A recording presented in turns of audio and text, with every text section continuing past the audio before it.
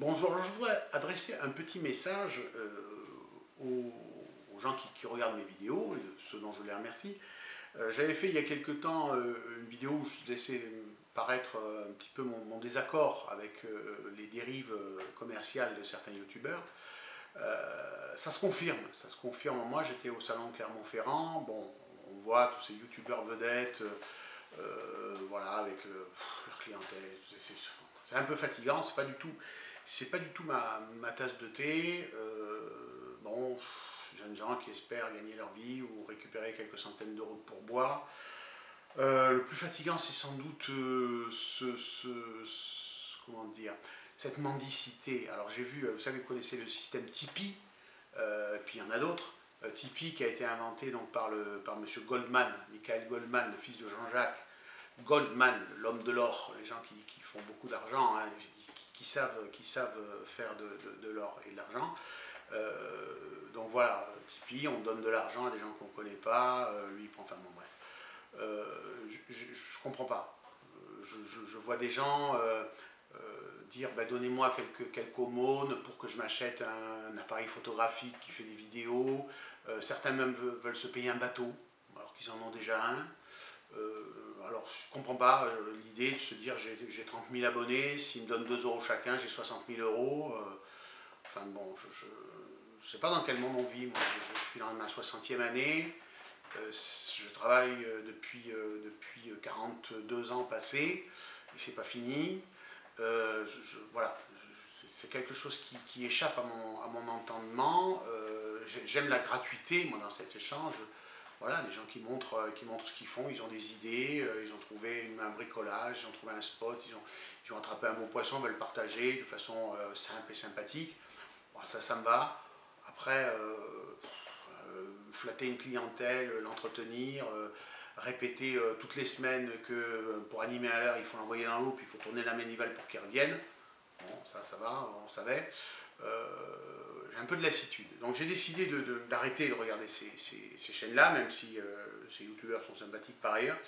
Et j'ai regardé un petit peu d'autres, j'ai regardé ce qui se faisait un petit peu ailleurs. Et je vous conseille d'aller voir du côté de l'Asie. Parce que l'Asie, quand même, le Japon, tout ça, c'est eux qui fabriquent, ce sont eux qui fabriquent la quasi-totalité du matériel que nous utilisons.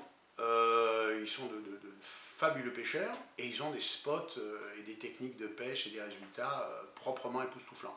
J'ai trouvé des vidéos vraiment sympas. Alors évidemment, c'est en japonais, en coréen, en chinois, on ne comprend rien. Enfin, moi, je ne parle pas ces langues-là en tout cas. Mais on voit ce qui se passe, les techniques ISO, les vraies techniques ISO avec tout le matériel adapté, des pêches très fortes, très puissantes du bord de mer, hein, sur les petits îlots rocheux, notamment des îles du sud du Japon. Et puis en plus, ce sont des gens qui cuisinent le poisson, ils ne leur font pas un bisou pour le relancer à l'eau, ils jettent les plus petits naturellement, mais souvent ils vous montrent comment ils les découpent, et ils les découpent de façon admirable. Ils les tuent aussi de façon très propre, avec notamment la technique Ikijime, qu'on aurait intérêt, je crois, en France à populariser. Les pêcheurs professionnels ne pourront pas le faire, hein, eu égard au nombre. Je pense que les pêcheurs amateurs pourraient être les précurseurs de cette manière de tuer, très respectueuse finalement de l'animal que nous mangeons. Et puis, ils découpent ces poissons de façon somptueuse, ils les cuisinent avec amour, et on sent qu'ils ont vraiment un sens très particulier, très fort quoi, de cette nourriture de la mer. Et moi, je m'y retrouve beaucoup plus voilà, qu'à regarder beaucoup de vidéastes français voilà, qui me répètent la même chose toutes les semaines. Quoi. Voilà. Donc je vous invite, si ça vous intéresse, ben, allez voir. Je ne donne pas de site, il faut chercher un petit peu sur la toile. Mais c'est franchement pas mal. Je crois qu'on a des leçons à prendre, notamment de l'Asie, un petit peu de l'Amérique aussi, mais je suis plus sensible à la manière de pêcher des Asiatiques, qui sont à la fois très techniques, et puis et voilà, ils sont à la pointe de tout. Et ils sont de vrais pêcheurs. Je veux dire, voilà, ils pêchent aussi pour consommer le poisson, dans le respect de l'espèce, sans souci de massacrer non plus. Voilà, je pense que c'est un retour aux sources qui est quand même, intéressant. Même si eux aussi sont très fortement marqués par le business, avec beaucoup de marques en avant, etc., c'est vrai. Mais comme on ne parle pas la langue, on est moins gêné par cet aspect-là. Voilà, donc évolution pour ce qui me concerne dans mes centres d'intérêt en matière de vidéos de pêche. Ça conviendra à certains, pas à tous, c'est bien naturel.